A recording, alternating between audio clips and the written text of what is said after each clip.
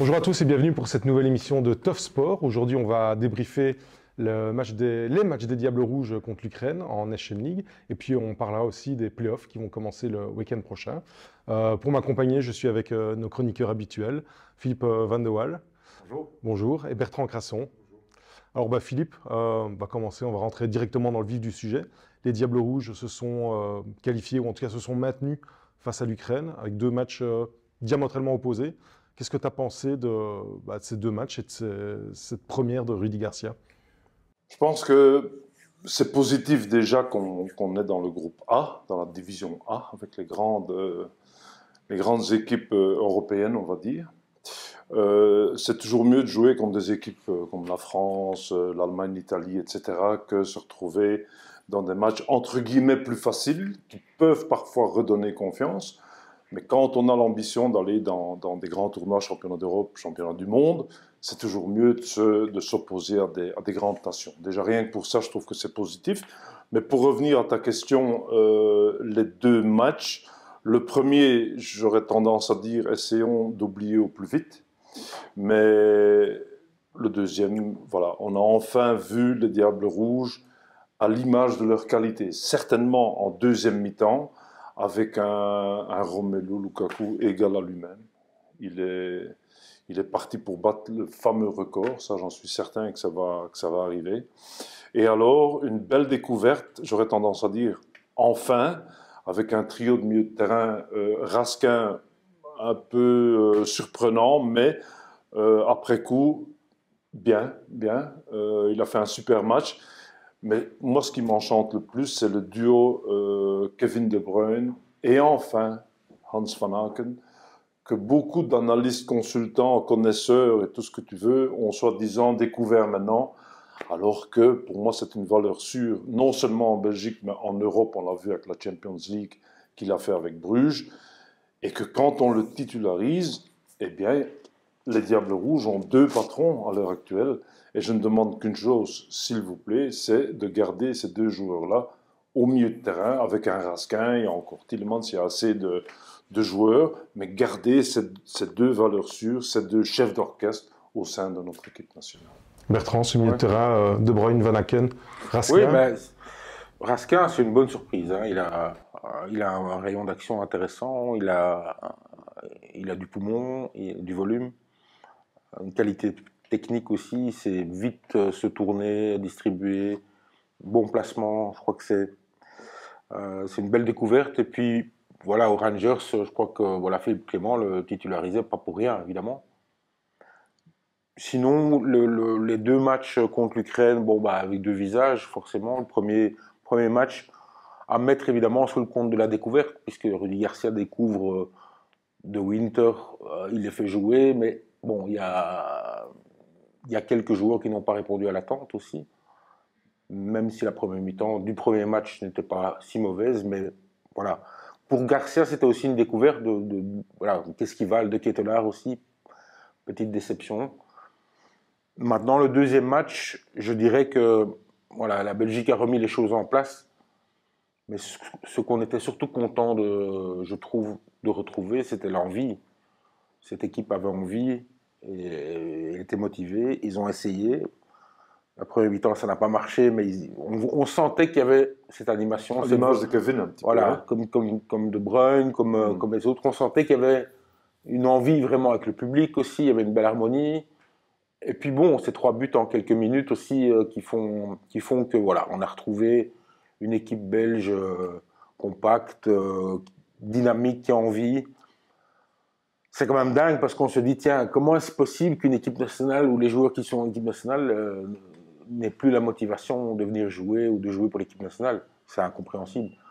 Donc là, juste retour des choses, je dirais. L'équipe a fait le taf, comme on dit.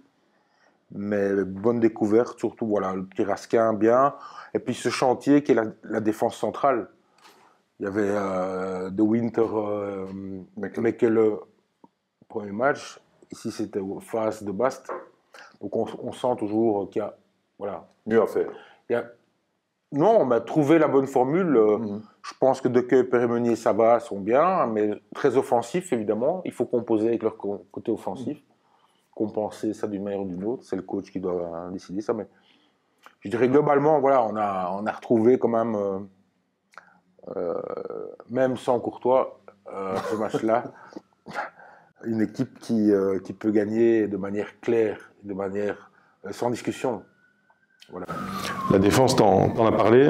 Au premier match, ça avait posé de gros problèmes. Est-ce que ces joueurs qui ont joué ce premier match à Murcie contre l'Ukraine sont grillés ou non? Il faut continuer à leur faire confiance. Grillé, c'est peut-être un peu trop sévère. Mais il est clair que quand tu es toujours à la recherche d'une défense stable, mais tu dois avoir de la stabilité, c'est clair. Et tu l'attrapes comment, cette stabilité? Ben, en faisant jouer, je ne vais pas dire toujours les mêmes, mais au moins avoir une charnière pareille. Donc, comme Bertrand dit très correctement, à droite, tu as Meunier, à gauche, De Kuyper, qui est dans la forme de sa vie, aussi bien à Bruges que même quand il se... Mais qui a été catastrophique au match aller contre l'Ukraine. Oui, mais qui rentre maintenant et qui marque, qui est décisif, on va dire, en tant que défenseur. Donc, c'est une valeur sûre pour moi. Maintenant, la charnière centrale est la plus décisive. Pourquoi? C'est là, avec le gardien Thibaut Courtois ou Sels, c'est décisif. Communication, body language, comme on appelle. Maintenant, moi, je mettrais, à mon avis, Brandon Mekele. Pourquoi? C'est le plus expérimenté. Oui, il va faire des fautes, oui, mais qui n'en fait pas. Et il est dans la forme de sa vie, à Bruges. Il l'a démontré aussi bien en championnat qu'en Champions League. Donc, je me baserai là-dessus. Donc, à gauche de Kuyper, Meunier, Mekele, et l'un ou l'autre jeune qualitatif à côté. Je pense qu'on peut, comme tu dis, griller personne des jeunes pour le moment. C'est des jeunes, hein, aussi, il faut se dire ça.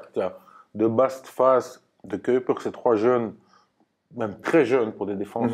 Même si Fas a déjà quand même une certaine expérience, avec un Euro joué comme titulaire. Ok, mais quand tu compares ça avec compagnie, Vertonghen, Alderweireld, qui étaient des trentenaires aguerris, et bon, c'est difficile, mais c'est vrai que tu n'as pas beaucoup le temps en 2-3 jours de pouvoir travailler tes automatismes défensifs. Donc tu t'en remets aux qualités des gars, en se disant, bon, ils vont résoudre les problèmes avec leur expérience, leur qualité.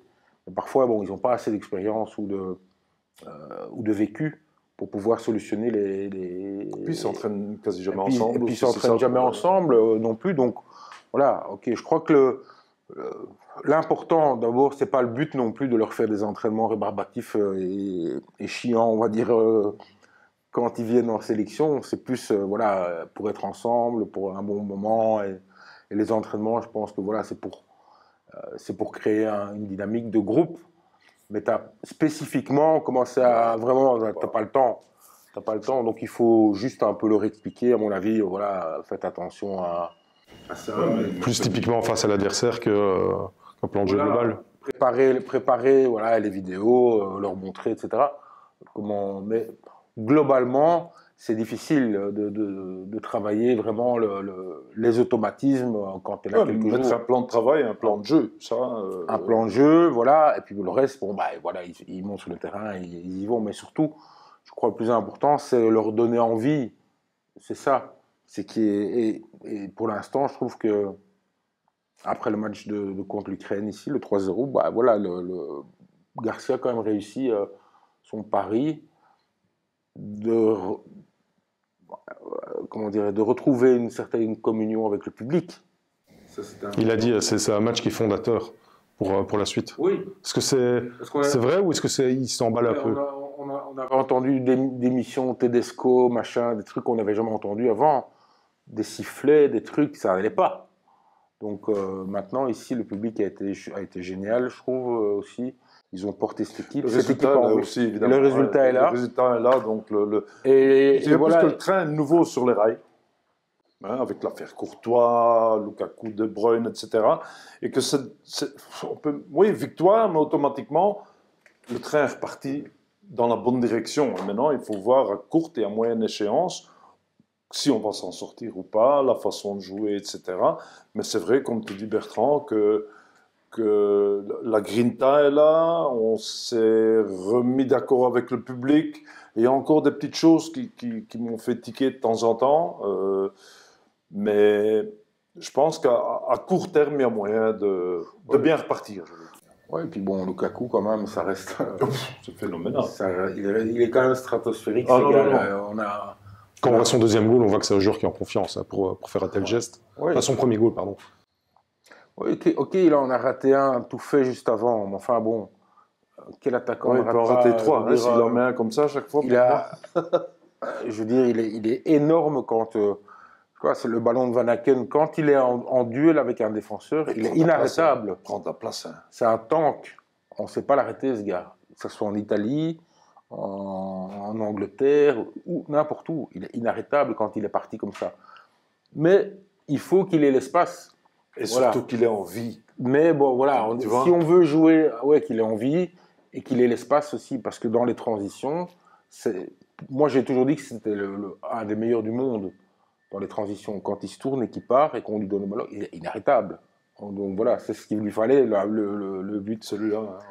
Mais ce qui est chouette aussi, je trouve aussi, c'est qu'il y a des centres maintenant aussi. Et où il peut mettre un coup de casque de temps en temps sur les centres. Et voilà. Quand on mesure 1m95, je crois qu'il mesure 1m95, ou qu'il est. Il est grand, c'est une machine de guerre dans le rectangle. Donc il faut l'alimenter, il faut lui donner des ballons. Donc on a ça maintenant avec De Kuyper, avec machin. Et pour moi, il y a un petit peu l'énigme Trossard, pour moi. J'allais y venir quand on voit Doku, par exemple, quand on a vu son match, et qu'on voit Salah comme un Makers qui monte, qui crée des espaces qui vont dans la percussion, on a l'impression que ces deux-là permettent de créer les espaces qui sont nécessaires à Lukaku, que Trossard de Ketelaere le premier match, comme il rentre dans le jeu, ça étouffe Lukaku finalement. Oui. Oui, je ne sais pas ce que tu en penses, mais c'est vrai qu'on a besoin de centres. Avec Doku, c'est vrai qu'il y a des centres. En tout cas, il crée les espaces pour les centres. Il crée les espaces pour les centres. En tout cas, il amène le danger. Il sait garder le ballon à sa façon et donner l'espace, je vais dire, dans son dos avec les qualités offensives de Kuyper pour donner des super centres. D'un autre côté, quand tu vois Doku, c'est un super talent. Autrement, il ne serait pas cité non plus en... Mais pourquoi n'est-il pas un titulaire à part entière pour moi quand tu analyses correctement, je vais dire, son mouvement, aller vers l'homme et faire ce crochet vers la droite, ce crochet sortant pour se libérer. Tout le monde fait ça maintenant. Tout le monde fait ça et c'est toujours pareil, mais avec lui, ça réussit 9 fois sur 10. À un moment donné, ils vont dire, oui, mais on le sait qu'il va faire ça. Donc, tu vois, il n'a pas beaucoup d'alternatives. Ça a toujours fonctionné aussi. Hein. Ouais.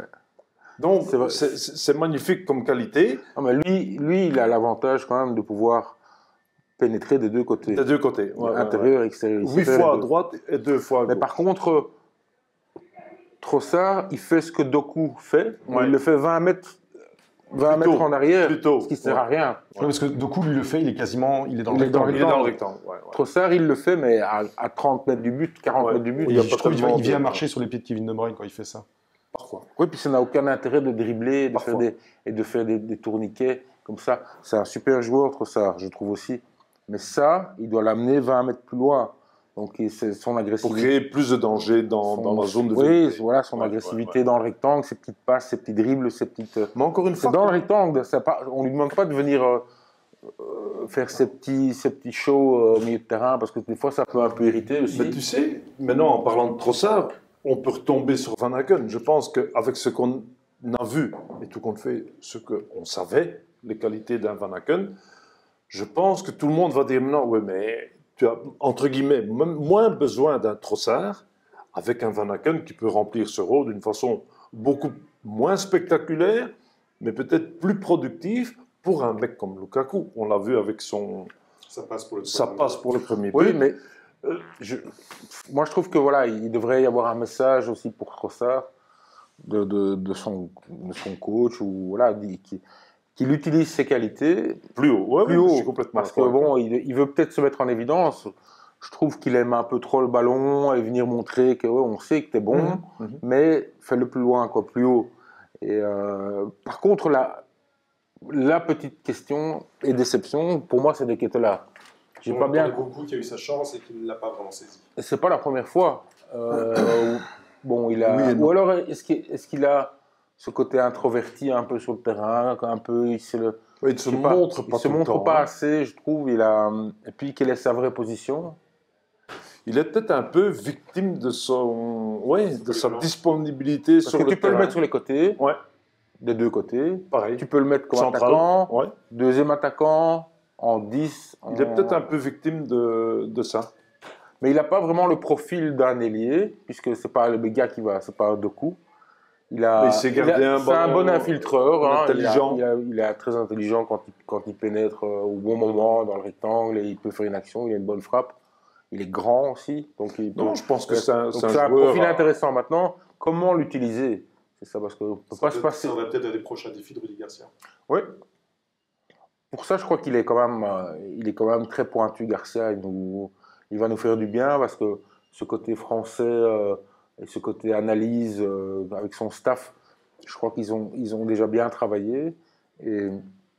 On a quand même un noyau, on va dire, alors on va dire 16 joueurs, plus ou moins, hein, avec un De Ketelaere, Trossard et tous ceux qu'on connaît, où tu peux faire quand même du sérieux boulot. Hein.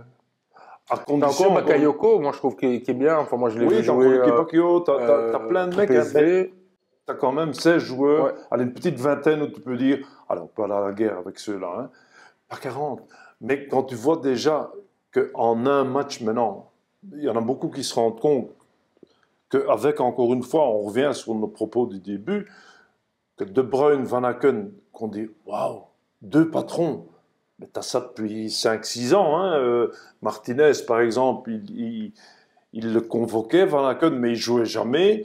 Tedesco, ben, il le sélectionnait même pas lui. Et maintenant, Garcia le prend, il joue, et tout le monde se dit, waouh, on savait ça.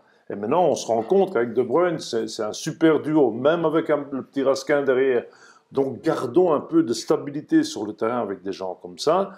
Pareil en défense, et devant, tu as Lukaku qui peut battre son record.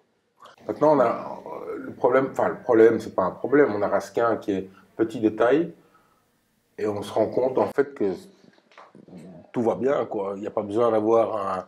Van Moer faisait 1m20. Il n'y a pas besoin d'avoir. Onana, il fait 2 mètres. Ok, mais il est utile aussi, Onana, dans un certain style de jeu. Mhm.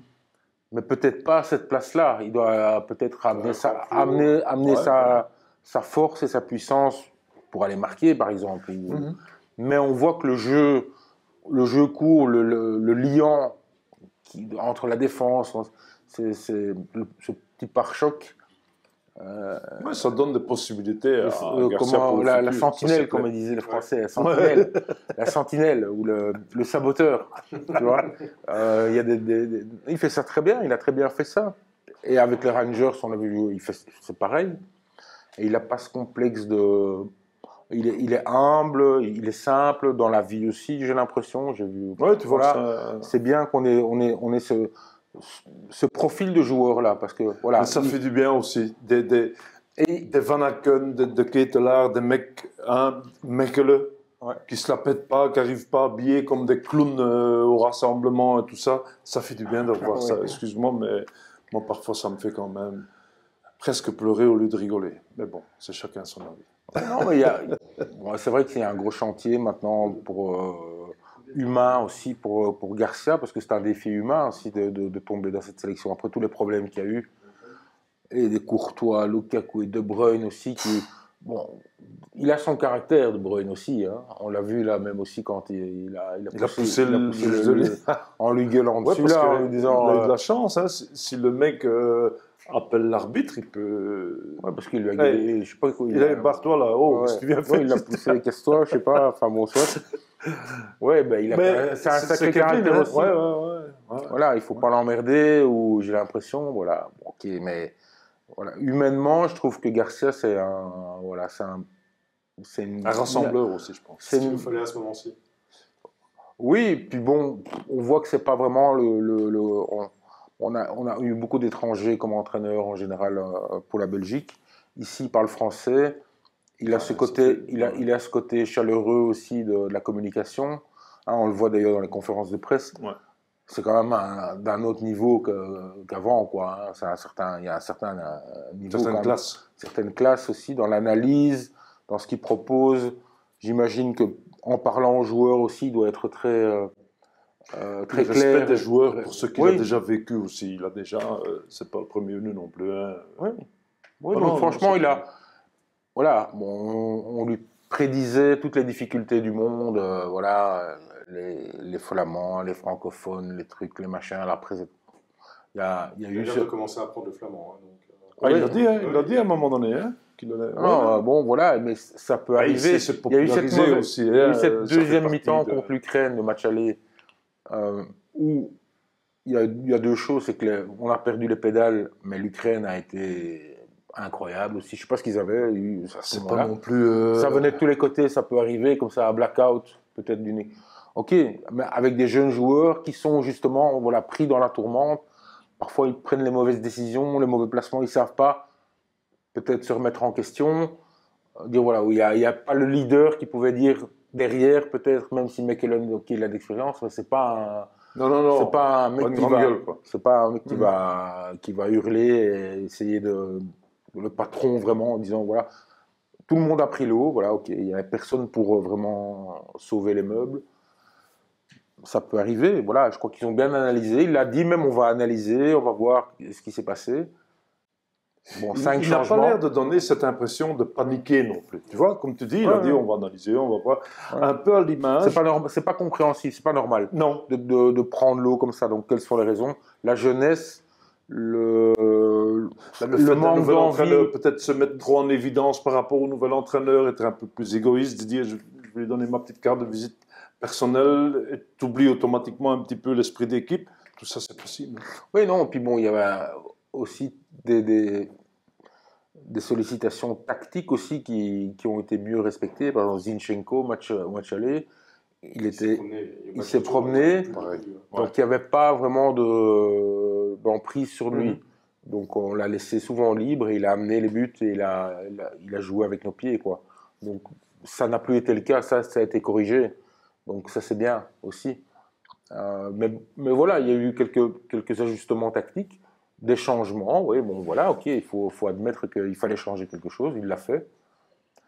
Donc il n'y a pas d'ambiguïté, je trouve, avec ce coach. Il y a une bonne dynamique après la victoire contre l'Ukraine. Et voilà, les choses, je dis, voilà, il ne faut pas s'enflammer parce que c'est que l'Ukraine. Et voilà, mais On est dans le positif quand même. on n'a pas, voilà, c'est pas la France, l'Espagne ou l'Allemagne ou quoi, mais voilà, on a quand même une Le train prestation. sur les rails. On a une prestation avec de l'envie. C'est ce qu'on voulait. C'est ce que les gens veulent. C'est voir une équipe nationale qui se bat, qui mouille le maillot, le drapeau. Voilà, c'est ça qu'on veut retrouver. Et je crois que Garcia, il est en train de petit à petit de remettre voilà, les choses en place. Rien d'exceptionnel, mais on remet tout le monde à sa place. La communication est nettement meilleure, je trouve aussi, qu'avec le précédent. Et non, c'est... La suite ici, ça va parler des playoffs, avec cette phase décisive qui va débuter le week-end prochain. À quoi est-ce que vous vous attendez sur ces 10 matchs de playoff 1, de playoff 2, ces 6 matchs de playoff 3, qui ne seront peut-être pas les plus excitants, qui seront peut-être même très rapidement expédiés. On va peut-être commencer par ça, parce que le Berscott va jouer contre le Cercle le premier match. S'ils perdent, pour eux, c'est terminé. Voilà, c'est peut-être les 6 matchs qu'on va moins regarder à ça. Je pense, moi personnellement, pour ne pas s'attarder sur ces playoffs-là, c'est que le Berscott va basculer. Je pense qu'il n'y a pas d'autre solution. Surprise. Ce ne serait pas une surprise Ouais. non plus. Je pense. Il ne faut pas être un grand expert, à mon avis, pour être sûr que ils font une saison. 13 points de retard, 18 à prendre. Voilà. Et donc, voilà, même mathématiquement, déjà, c'est compliqué. Voilà, donc, Et les autres, tout est possible. Hein. Les autres, voilà, l'intérêt des playoffs 2, bon, voilà, c'est ça surtout la question. C'est un peu de savoir qui va être l'équipe qui va tirer ces Mais matchs. tous les entraîneurs, hein, pour les playoffs 2, ils vont dire ah non, nous on y va. Mais sur le terrain, on sait que le Standard n'a jamais vraiment performé dans ces playoffs 2. Charleroi a une possibilité de chercher l'Europe. Malines pourrait être peut-être une surprise. C'est un peu l'inconnu, ces playoffs 2. Pour moi, ça reste une motivation du jour. J'étais entraîneur au Standard, j'étais entraîneur à Malines. J'ai vécu ces playoffs 2. T'as beau raconter ce que tu veux comme entraîneur, c'est la grinta du jour. Si tu vois que tes joueurs jouent parce qu'ils doivent jouer ces playoffs 2, c'est pas assez. Tu dois rentrer dedans, tu dois... Ça doit être à chaque fois une finale. Malgré il faut espérer qu'il y ait tout de suite un enjeu. Une étincelle qui dise on peut... Après 2 matchs, il n'y a plus d'enjeu. Non, c'est fini. L'avantage, c'est peut-être que le classement est assez serré et que certaines équipes peuvent... Oui, mais ça va vite. Hein. Après 2 matchs, tu vas déjà savoir comment dire. On ne pourrait même pas dire qu'une équipe peut sauver sa saison parce que Dender, Louvain, Malines, ils sont contents d'être là. Le Standard, ils sont contents d'être là. Et Charleroi, ils sont contents d'être là aussi. Donc, après 2 matchs, où est la frontière entre un peu de... Il y a personne un peu de l'année passée. Suspense et voyage au bout de l'ennui. Oui. Voilà, c'est ça, en fait. Il y a personne comme l'année passée où Gand a été en lutte pour les playoffs 1, c'est leur ambition, ils n'ont pas été. Ils se disent, ok, les playoffs 2, on se rattrape. Ici, on est en playoffs 2. Excuse-moi, mais non. Deuxième catégorie. Indirectement, quand on parle des playoffs, on pense aux playoffs 1. C'est tout. Voilà. Le reste, on se dit, ah oui, c'est vrai, il y a encore des autres. Tu crois qu'il y a des gens... Non, mais sincèrement. Les supporters des clubs. Hein. Oui, les supporters. Chez eux, vont regarder la télé en disant, là, je vais regarder Charleroi Dender. Les supporters de Charleroi. Oui, les supporters de Charleroi. Pour le reste, c'est pas... Tandis que le playoff 1, non, mais il y a un enjeu précis, mais on peut très vite passer à côté et éliminer en une semaine ou deux, c'est fini. Donc c'est ça qui est un peu... Restons sur le playoff 1. Mais ces playoffs 1, on risque aussi d'avoir des playoffs 1 à 2 vitesses. Avec un trio et puis peut-être Anderlecht, Antwerp, Gand. Moi, je pense un trio. Sincèrement, tu vas me dire, il ne faut pas être grand connaisseur non plus, parce que déjà, les points divisés par 2, etc. Mais je vois Genk, pour essayer de conclure, je vois Genk favori, non seulement parce qu'ils méritent leur saison, avec un football qualitatif et attrayant. Donc, ils méritent déjà ça. Maintenant, tu as derrière eux Bruges. On connaît Bruges, qui ont l'expérience, non seulement ils sont toujours en train de surfer sur cette vague positive dans la Champions League, les gros matchs, mais ils ont cette expérience aussi des playoffs 20. On les croyait morts, ils sont champions. Ils ont un noyau extrêmement large. Ils peuvent changer de pion à chaque moment du match. À chaque match, ils ont un noyau décisif. Et ils ont des leaders.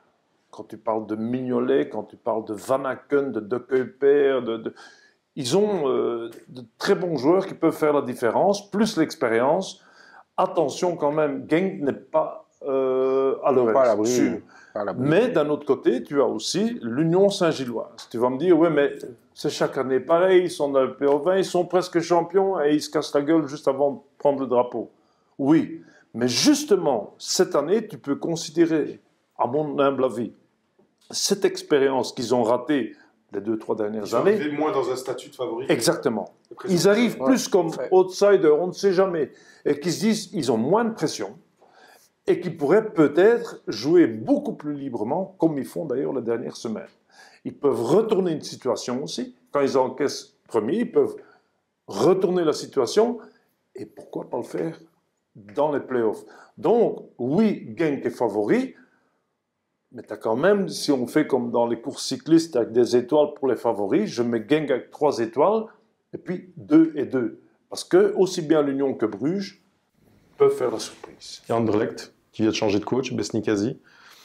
Qu'est-ce qu'on doit s'attendre avec ce changement? Est-ce que ça peut relancer Anderlecht? Anderlecht a un objectif, c'est gagner la finale de la Coupe. Donc ces playoffs, à mon avis, sont une manière de s'y préparer, c'est tout. Sans plus, sans ambition. C'est le 4 mai, je crois, où c'est la finale. Est-ce que c'est pas risqué de miser tout sur un seul match? C'est risqué, oui, c'est risqué. Maintenant, ces playoffs, comme tu dis, c'est un match. Ils doivent, oui, c'est un match, tout est possible. Tout est possible. Ils peuvent battre. Il n'y a pas de favori pour moi. Non. Pour moi, il n'y a pas de favori. C'est possible, peut-être qu'avec le changement de coach et tout. Maintenant, ces playoffs, c'est surtout une manière d'évacuer la pression, je trouve, parce qu'il n'y a plus rien à gagner, je crois, honnêtement, pour Anderlecht. Voilà. Non, Bertrand, mais ils peuvent, Anderlecht et Gand, peuvent jouer le rôle d'arbitre dans le titre. Oui, c'est ça. Parce que Gand ou Anderlecht peuvent créer une surprise à Bruges ou à Genk ou à Lyon. Hein. Ça, je veux dire, Genk et Bruges ou Lyon vont prendre Anderlecht au sérieux et Gand au sérieux. Voilà, c'est pas parce que... Les matchs vont être pris au sérieux. C'est vrai qu'il y a une... Mais ils ont les qualités voilà, pour, il y a le titre en jeu. Non, aussi bien que Gand. Hein. Évidemment, il y a un enjeu dans ces playoffs. Donc, mais je crois que pour Anderlecht, l'enjeu, c'est la coupe. Il n'est pas là. Je pense qu'ils veulent... C'est trouver une équipe, à mon avis, type pour arriver à cette finale. Et déjà préparé dans leur tête la saison prochaine. Et essayer d'élever le niveau de jeu aussi, de qualité de jeu. C'est pour ça qu'il y a eu un changement d'entraîneur aussi. C'est peut-être qu'Hubert n'avait plus l'emprise sur certains joueurs, peut-être du noyau, c'est possible. En interne, à mon avis, on ne licencie pas un coach comme ça.